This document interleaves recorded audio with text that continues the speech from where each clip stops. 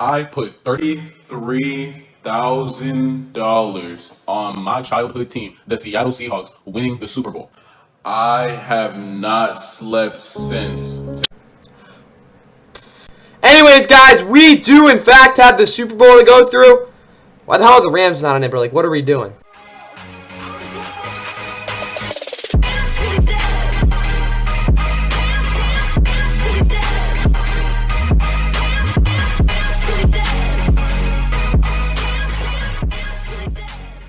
And with that, what is going on, guys? Welcome back to the Fun NFL. Please like, subscribe. Oh my goodness.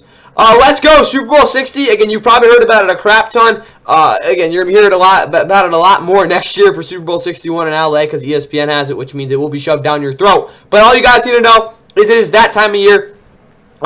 New intro coming out with a recap of this on Monday. But yes, this is going to be my Super Bowl prediction. I'll give you guys literally everything you need to know about this game, whether it's from freaking halftime shenanigans to, like the actual game, which is what I'm going to get into right now. But as you guys can see, Super Bowl 60 matchup is a rematch of Super Bowl 49. We have the Seattle Seahawks coming in as the #1 seed out of the NFC. They have not lost in really since like before Thanksgiving as they come into this game.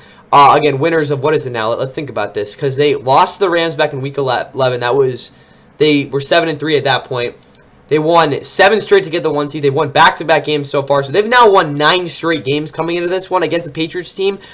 When they have been at home this season, they have not lost. They went 8-0 in the regular season on the road. They obviously won a huge road game, not last week, but in the AFC Championship to get here against the Broncos. So technically, they've won 9 straight road games. And then you look at the Seattle and how they've been playing on the road ever since Mike McDonald, their head coach, who's transformed this team and might have got snubbed in NFL honors for Coach of the Year.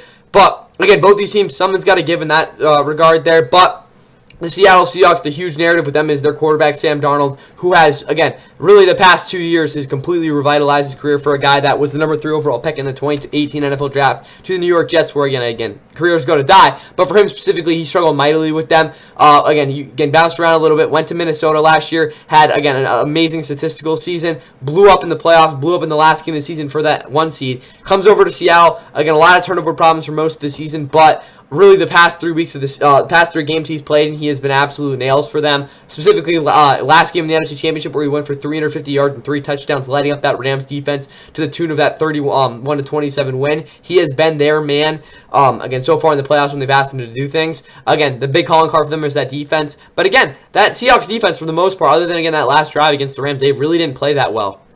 Overall, they kind of got lit up. But again, they're going against a Patriots team that might not be as talented as that Rams team. And then for the Patriots, a lot of their again, really criticisms come from the fact that they haven't been able to really prove themselves against the best teams. They're in the freaking Super Bowl though, which I think a lot of people have kind of they haven't really, brought the significance of that, but it is pretty valid. This is a Patriots team that has, again, statistically played the easiest schedule and really since the NFL merger, which is insane to think about, but that is why they've gotten, again, a majority of these wins here this season. Same time though, Drake May, a lot of Patriots fans are, again, in some regards, mad about him not winning MVP, but still, you look at the Patriots, guys. This is about as good of an opportunity for them to shut everyone up and say, yeah, we were the team this year. And again, if they're able to do it, they stun the Seahawks in this game. That will be something to say. But again, for this Patriots team, they really haven't. Other than that game they had back in Week 5 in Buffalo against the Bills and Josh Allen, they really haven't proven themselves to be the best teams. Everyone will talk about how their postseason journey so far. If you didn't know, they knocked off the Chargers in the wild card 16-3. They then went on to beat the Texans 28-16 before in Denver in the AFC Championship, which is a game I'm just going to dismiss. But again, Drake May, their starting quarterback. A lot of people are glazing him. I mean, I guess do your thing, sing his praises, bro. I guess he might just be God. But obviously his playoff performances have been less than desirable. As top of the fact that they played some pretty porous offenses to say the least. So again, for anyone who's saying, oh, the Patriots, again, why aren't they being talked about more? It's because of the schedule, to be honest with you guys. But hey, they're going to the Seattle team that stomped the Niners in the divisional round. They've gotten some monster wins this year. They literally just beat the second best team in the league in their last game against the Rams. So this is, again, it's as good as an opportunity I can say for the Niners, not for the Niners, for the Patriots, and for Drake May, because he can honestly cement himself as a top 5 quarterback and is a legit guy if they're able to pull through in this game. With all that said, though, we know what happened the last time these two teams played in such a significant game. That was in Super Bowl 49, where the Seattle Seahawks, Marshawn Lynch, The height of the Legion of Boom era for them. Russell Wilson, again, kind of the transition with them, I guess to say, in terms of the downfall of them. Pete Carroll, their head coach at the time, again, I'm not saying he made the call, but they decided to throw the ball at the 1-yard line, down 28-24, and it was a 3rd and goal. And that ended up getting, the receiver ended up getting bumped and picked off by Malcolm Butler, which is really the only reason he's famous. But hey, again, if there's one player you want to be famous for, it's probably that one. As again, he picked off Russell Wilson, ended that game. Everyone's saying they should have run it because Marshawn Lynch at the time was one of, if not the best running backs in football. If the Seattle Seahawks tell you guys in this game, getting that same scenario, it'll be pretty fun to watch what ends up playing out there. But with all that said, let's get into the, again, actual logistics of this game, as it will be at 6:30 on NBC. Again, Olympics are going on right now. It's kind of a craze right now, again, for what's happened in the Olympics. Again, hockey, the men's hockey hasn't started, but that's going to be pretty interesting. But still, 6:30, NBC, Universo, Peacock, that's probably the biggest one. They'll have a long post game after it, because again, they want to kind of get over the Olympics and stuff. NFL Plus will have this game too. It'll definitely crash, but you can get it. Pirated sites, I wouldn't, again, frown upon you for getting. I'm joking. Do not do that. NBC Sports app. But yeah, again, you got basically everything NBC for this game. We'll get into terms of the pregame schedule, but again, that's what I have for you guys there. Again, biggest thing, YouTube TV kickoff show, all the crap. If you're big into the national anthem and all that, that's gonna really start getting going at 6 o'clock, if I'm not mistaken. Halftime show, Bad Bunny will be doing all that. Again, a lot of controversy over that decision, but I mean, again, the stats don't lie, bro. He is the #1 streamed artist for a very good reason. I think that even though you won't be able to understand him unless, I don't know, Parle Espanol. I'm sorry, again, I'm in French. Again, if you speak Spanish, I mean, I guess you can get that. But anyways, our Super Bowl commercial package. Again, this is exclusive for this. You guys can see, we have some people that'll be in here. Okay, so we have Patrick Mahomes. Wait, what the heck? Oakley Meta Performance. Oh my bro. Ooh. Former Seahawks running back Marshawn Lynch gets with skydiving with Sky Brown. Okay, so we're going to have an Oakley Meta AI commercial, skydiving. That looks pretty damn good. I'm going to be interested to see what happens with that. On the links, what? Okay, what is that? Michelob Ultra. Okay, we're doing an alcohol commercial there from the Olympics. That's pretty cool. Painting the Bud Light. What do we got here? Post Malone's on there. Okay, at a wedding. Okay, that's going to be a good commercial. Oh yeah, State Farm, they're doing like a big promotion. That's gonna be pretty cool. Again, I'm all here for the commercials, guys. Novartis, I don't know what the hell this is, but cool. What do we got here? Baltimore Ravens running Derrick Henry and Catherine Hahn. Okay, they're doing something. What is this? What is this brand? Oikis. Okay, I'm actually probably locking on that one. Serena Williams with Rowe. I mean, that's basically, there's really not else to talk about that. That's like, again, that's not gonna be that crazy. But anyways, nitty and gritty here, actual logistics now. Our weather here for the Super Bowl, because it's the first outdoor Super Bowl, if I'm not mistaken, since, what would we say, Super Bowl 55 in Tampa. But the weather, it's going to be about as good as it gets for a Super Bowl, guys. I mean, if you're here and you say the weather is, like, bad, I mean, maybe you had a little fun before, but I don't know. 63 degrees, though. That's basically perfect. There's really no wind. I mean, guys, it's about as perfect as it gets. Partly sunny. Should be great going into the night, guys. I mean, again, it's going to be 3 o'clock when this game kicks off. Around 4 o'clock when this game kicks off. Again, or 3:30. It's about as perfect, again, for weather here. And obviously, last Super Bowl here was Super Bowl 50. That was, again, Cam Newton's Super Bowl. Again, another game that ended on an insanely crazy play. Other than that, guys, well, why did I just delete that? We're getting to this because, I mean, this is kind of like what we're here for. But anyway, guys, Super Bowl 60 schedule. Okay, I don't want this to go nuts. But, right here, you guys can see, announcing the Super Bowl will be Mike Tirico, Chris Collinsworth. Expect Drake May Glaze, just telling you that right now. Melissa Stark, Kaylee Hartung, they're going to be on the sideline. And then obviously Terry McCall will be the rules analyst, and I think that he will be asked to do something in this game. Again, he's just not. Again, go watch the announcer tier rankings. That'll tell you my opinion on what's going on with that. Anyway, though, your Super Bowl 60 studio show, it's literally just NBC's normal team. There's nothing really special there. And then obviously the normal geeks and. Yeah, Steve Kornacki will be pretty funny. He'll probably say some crazy stat. Anyways, though, NBC Super Bowl Sunday program schedule. I talked. It was all around the Olympics. Again, Winter Olympics until 7 a.m. From 7 a.m. to noon. So again, if you want to watch some hockey or whatever, I don't know. What are we gonna do? What do you have tomorrow? Luge? Who knows? That's gonna be until noon. The NFL films recap of the season. That's always a masterpiece they do with that. Great job from them over there. So again, I definitely go recommend watching that at noon. Again, 5 hours of pregame. That's probably the one part of the Super Bowl that gets a little bit stale. I'm just gonna tell you, just to be honest with you guys. But 6 o'clock will in fact be the kickoff show. Again, just get ready around there. Again, the game kicks off at around 6:30. NBC post-game show. Again, they have prime time in Milan. It's going to be around 10:45, but you'll have everything you want to know, analysis, all that crap after the game. Highlights, reaction. I'll give you guys my reaction tomorrow with the Super Bowl recap. Which again is really marks the end of the season, which is insane. But again, off season's about to kick up here.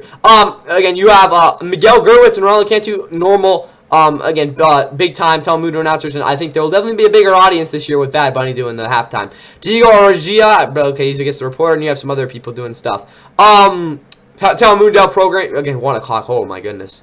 And you have your thing there. Again, opening ceremony is going to be Green Day. That's going to be really good. Yeah, they had to bring him in because you know the controversy and all that. American the Beautiful, Brandy Carly. I guess that's okay.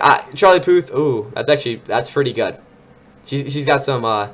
She can really get up there. But anyway, that's what I have on that. Radio, I don't care. I think it's, what is it, Kevin Harlan? Yeah, it's normal things. Westwood 1, again, if you're on the radio for whatever reason, it's what it is every year. Same pregame and all that crap. Is that all we have?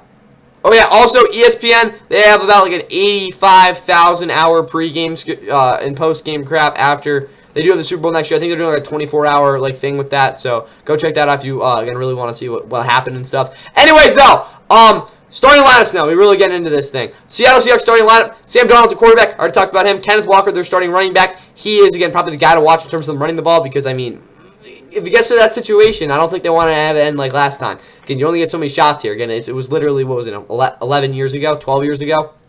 11 years ago. George Holani's the backup running back. Zach Charbonnet, they're starting, they're really, again, dual, again, kind of, I wouldn't say dual, but their other running back, he tore his ACL or tore his Achilles. He got injured. He's not playing in this game. He did that back against the Niners in the divisional round. So George Holani, who didn't look awesome in the NFC Championship, will definitely be getting some touches. JSN is led the NFL in receiving yards, is the offensive player of the year. Cooper Kupp, again, I haven't mentioned him yet, but he, again, was the Super Bowl 56 MVP with the Rams. He's trying to win his second Super Bowl, and I'm telling you, especially with how he's played so far in the postseason, he could have a major role in this one. Rashid Shaheed, he's always a bomb shell to go off. He is the guy to watch on the field, guys. If he makes a play, don't be surprised. Jake Bobo, he got a touchdown last week. He's an interesting guy to watch. A.J. Barner's a very valuable player for this offense. Definitely a guy that will be kind of more consistent touch sort of guy. Elijah Arroyo will probably get out there too. He's definitely had an up-and-down rookie year. Robbie Otts is questionable at fullback. This entire offensive line has been playing fantastic this year. Charles Cross, one of the better left tackles in football. Abraham Lucas has been nails for them. Anthony Bradford, a really underrated guy. He's really flourished so far the postseason. Gray Zabel, the rookie, has been absolutely phenomenal all season for the most part. Jalen Sundell, the center, is definitely a guy to watch because he isn't awesome, but I wouldn't expect too much struggle from him in this one. Defensively, though, this is where, again, they've really been great this year. Obviously, last week, not so much, but DeMarcus Lawrence has had his best year since, again, what is it, his all-pro season. Leonard Williams has been the best defensive tackle in football this season. Brian Murphy has really shown up. Derek Hall, also off the edge, is a fun guy to watch. Obviously, a linebacker, Vicente Nuoso, who's really going to do a lot. Boyo Mafe is going to have some sort of role. Drake Thomas is a big-time tackler for them, and obviously Ernest Jones is the core to this front seven. He's an absolute monster. For this secondary, though, Devon Witherspoon is probably the most talented, dynamic guy they have. Julian Love is probably their most reliable and most important guy they have. And Kobe Bryant's also got to watch. And obviously, Nick Amanawari, the rookie sensation, who, again, came up the injury report over the past 2 weeks, but should be good to go. Rick Warren, watch out for him. He had some BS penalty last week against the Rams. Josh Jobs, also corners their starter, but he is susceptible to giving up big plays. Michael Dixon is the punter. He's the best punter in football. Jason Myers is also the kicker. You have Rashid Shaheed, returner, and Chris Stoll, long snapper. Moving over to the Patriots and seeing what they're looking at. Again, Drake May at quarterback. We already know what he's got to do. If he pulls this game out, he will be considered one of the best in the league. Ramondre Stevenson is the starting running back. He's better than Travion Henderson. Again, you guys know my opinion on him. I'm not the biggest fan of him. But still, he is a touchdown waiting to go off any play. Stephon Diggs is their number one receiver. He'll be getting a crap ton of targets. Keyshawn Boutte is probably the most talented receiver at the moment. Matt Collins, you all know about his unique personality. I would not be surprised if he came in the Super Bowl.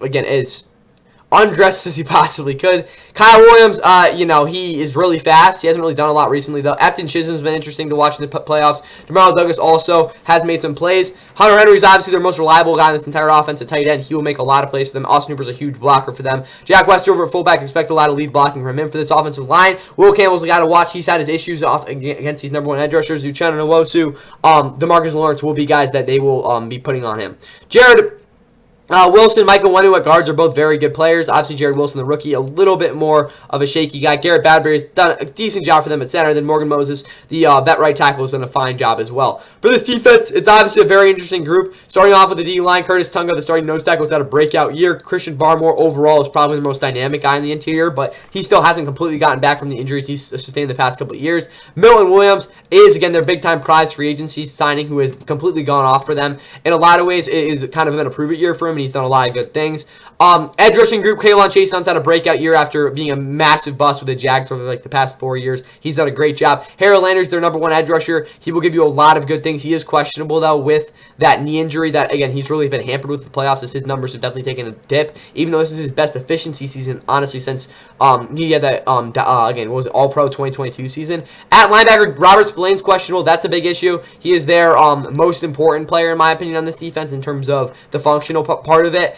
Best, probably not, but he's a huge player for them. Christian Ellis is this tone setter. He wouldn't be making some big hits. Jelani Tafai, despite being susceptible in coverage overall, is a very reliable player for them as well. And even Jack Gibbons might get out there a little bit. But meanwhile, for the secondary, Carlton Davis, obviously Christian Gonzalez, a dynamic cornerback duo there. Christian Gonzalez probably the second or third best corner in the league. Carlton Davis definitely up there in terms of man coverage. Marcus Jones, really solid and very versatile slot corner. He'll be put in a lot of different spots. Jalen Hawkins has really stepped up from that strong safety. Still is a guy that can easily get exploited, but he holds his ground most of the time, and then obviously Craig Woodson has gotten better and better for them. And really, again, in terms of this Patriots defense and the problem they might have had earlier in the season with giving up big plays, is just not an issue with him out there now.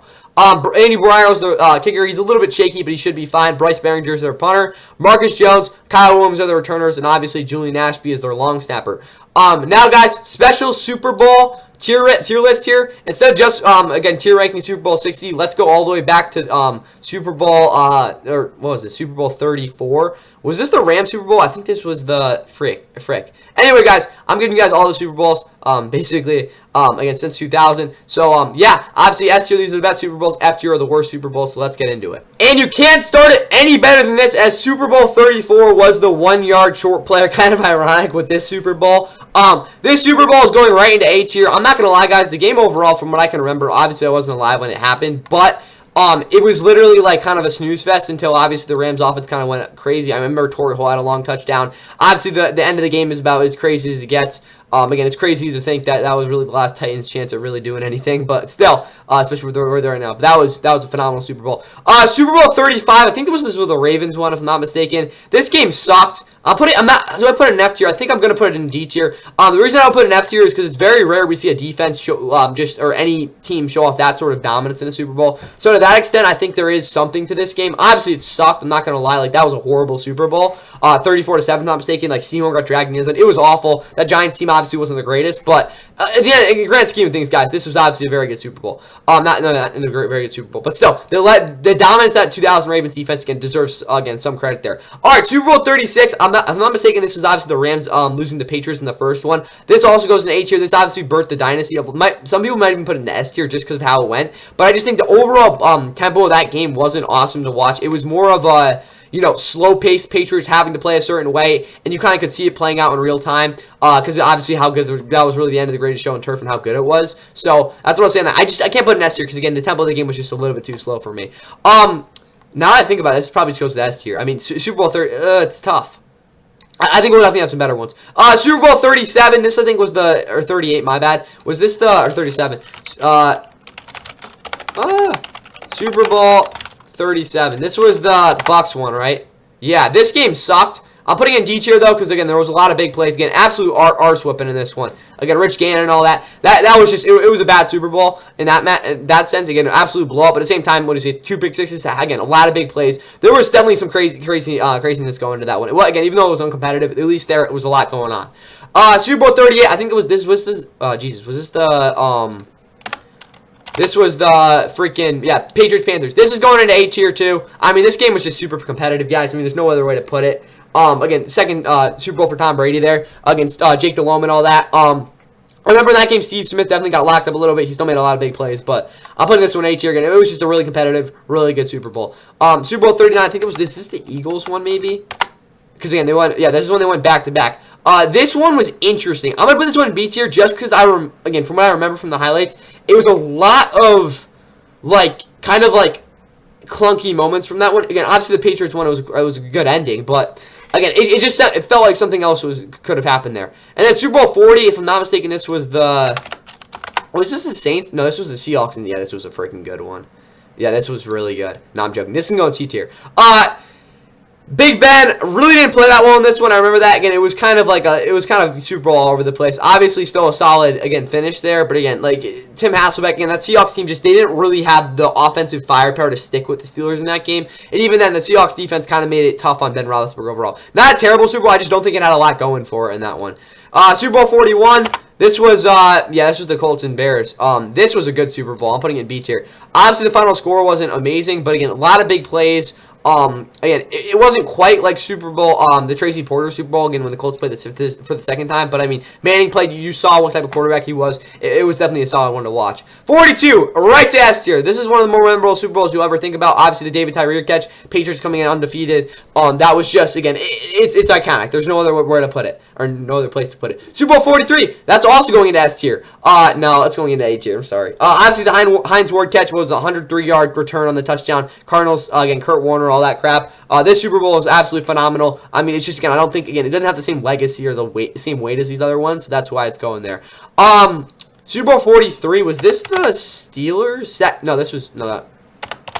Super Bowl 44. That was this one. Tracy Porter, only Super Bowl for the Saints. I think they went started that season 13-0. I'm putting this one in B tier. I think a lot of people don't remember, but the quality of that Super Bowl really wasn't that amazing. Obviously, Tracy Porter pick 6. That was, again, the main highlight from it.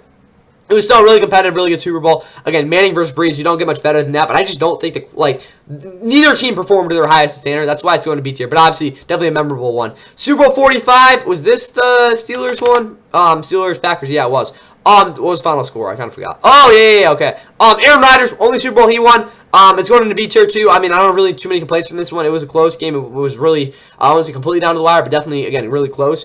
Definitely seen better Super Bowls, though. That's what I'll say on that. 46, I'm trying to remember. Was this the, no, I don't think we were quite there yet. It was, yeah, Giants Patriots Part 2. That's going to A tier. Really crazy ending. Obviously, the Hail Mary at the end, before, again, got batted down.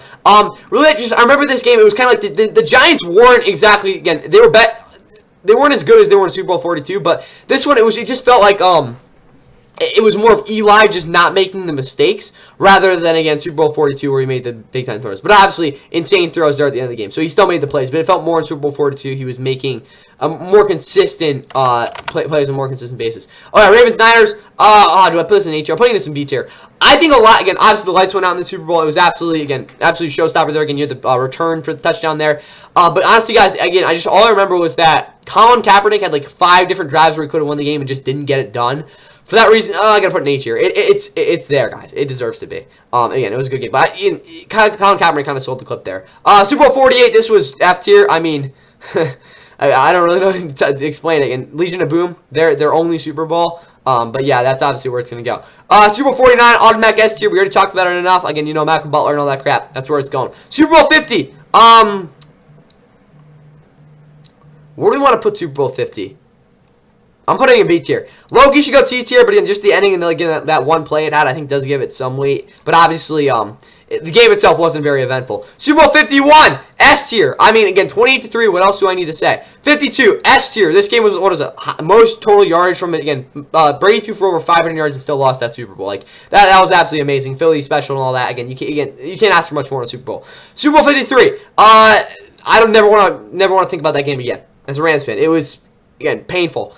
Super Bowl 54 B, start of the Chiefs dynasty. The game itself at the end kind of fell off, but at the same time, obviously, they were down 20-10, came back, kind of end of a storybook season. Super Bowl 55, that's going in D tier. That was a rough one. I mean, Mahomes was throwing off his back foot left and right. I mean, again, it just wasn't very good.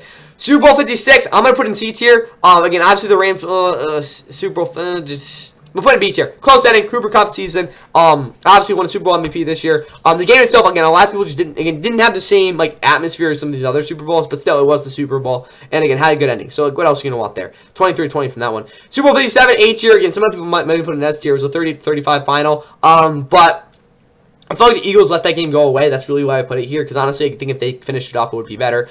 Super Bowl 58, that's going in A tier too. Obviously, it's like a walk-off touchdown. What else are you gonna really want? Again, it was a competitive game. I think that's where it's going to go. Super Bowl 59 for me is in D tier. I mean, it was an absolute arse-whooping, guys. It really was never close. And then the Eagles, told like, yeah, Chiefs, your BS is done. Also, thank you to backup punter BP for this tier list. Shout out to you, bro. And finally, Super Bowl 60. This Super Bowl, where do I think it's going? Where am I putting this thing? I'm going to put Super Bowl 60 in C tier. I think out of all the Super Bowls we've had over the past couple of years, I think this one will be a solid game that will give you some things to go off of, but I think at the end of the game, it won't be decided the way I think a lot of people. It's really just gonna be anticlimactic, guys. Or if it's not even that. It's a finish that's not memorable, to be honest with you guys. But anyways, let's get to those predictions. Alright, guys, you really thought that my Super Bowl prediction was going to be, again, the fact, the Seahawks are going to win. It's going to be like it's not going to be a fun finish. Hell no, I'm here for chaos, guys. You should know that by now. That's not what I'm doing here. But anyways, guys, before we pick the actual prediction, yeah, I'm dragging this. We got some bets to make. No, not technically not, but you get the point here.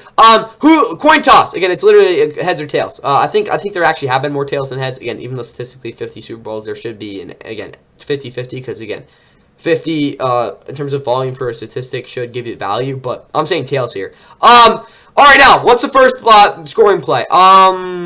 Any other score. Again, we had fun with this.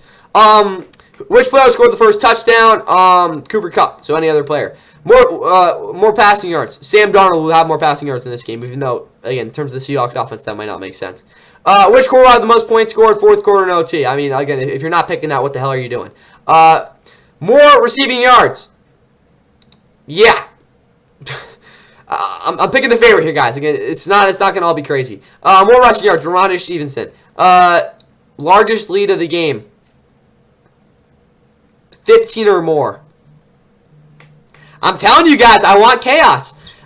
Yes. Again, a lot of this is going to be chaos, but I mean, Jason Myers is he's best kicker, one of the best kickers in the league. I think that'll definitely happen. How many different players will record a reception? 15 or more. Let's just do that. Who is the Super Bowl 60 MVP? Who do we want to pick? Cooper Kupp. He does it again. No, that's not going to happen. Shoot. Kayshon Boutte. Kind of tells you everything. Total yards, 1,154. Lot of yards put up in this one. Maybe over 700 from one team. Anyways, though, who do I have winning the Super Bowl, and how do I have them winning it? I have the New England Patriots winning this year's Super Bowl. I don't think it's going to be because of Drake May. I honestly think Drake May will have his big issues in this game. What I end up seeing happening is Kayshon Boutte will make a insane play for a touchdown in overtime to give the Patriots the lead. They're going to miss a two-point conversion in OT. Mind you, this will be a high-scoring Super Bowl. And then what ends up happening is the Seahawks get the ball all the way to the 1-yard line. Fourth and goal. They decide to run the ball. Not fourth and goal. Third and goal. All they need to do is get in the end zone and hit an extra point to win it. What do you think they're going to do? Again, they're not going to. History doesn't repeat itself, so they're going to run the ball. Kenneth Walker fumbles. Patriots win the Super Bowl. That's my prediction. Patriots 44-38. It's going to be an absolute wild one. So many points put up. Trust me, though, I don't think Drake May is going to play particularly well, though. That's what I'm saying. That 44-38 Patriots in OT. It's going to be an absolute thriller. One of the best Super Bowls we've ever seen. I'm here for the chaos, guys. That's my Super Bowl prediction. See if I get it right on Monday. But yeah, enjoy the Super Bowl, guys. Clock at 5. Pass is intercepted at the goal line by Malcolm Butler. Unreal.